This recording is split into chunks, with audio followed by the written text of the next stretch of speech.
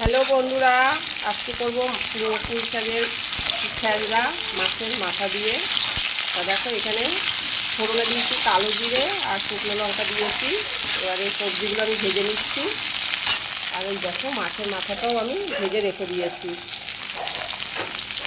একদম অল্পই করব, কারণ মা মেয়ে খাই তো। এটা ভাজা ভাজা হয়ে গেলে আমি মশলা দেবো। এবার দিয়ে দিয়েছি হলুদ গুঁড়ো, ধনে জিরের গুঁড়ো আর লবণ, আর কাঁচা লঙ্কা দিয়ে দিয়েছি।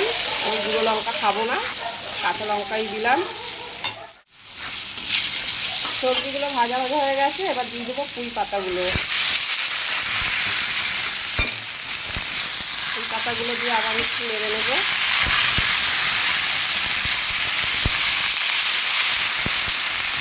এবার গ্যাসটা কমিয়ে 10 মিনিটের জন্য। বন্ধুরা, তরকারি হয়ে এসছে। এবার এই যে ভেজে রাখা মাথা দিয়ে দিলাম।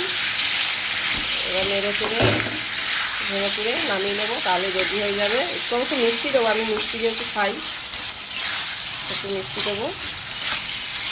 বন্ধুরা, মাছের মাথা তো দেওয়া হয়ে গেছে, এবার একটু মিষ্টি দেবো, দিয়ে নেড়ে চেড়ে নামিয়ে নেবো আমার পুঁই শাকের ছ্যাঁচড়া। যদিও ছ্যাঁচড়াতে আমি পেঁয়াজ দিইনি, এমনি বানালাম, কিন্তু খেতে খুব ভালো হয় এটা গরম ভাতে।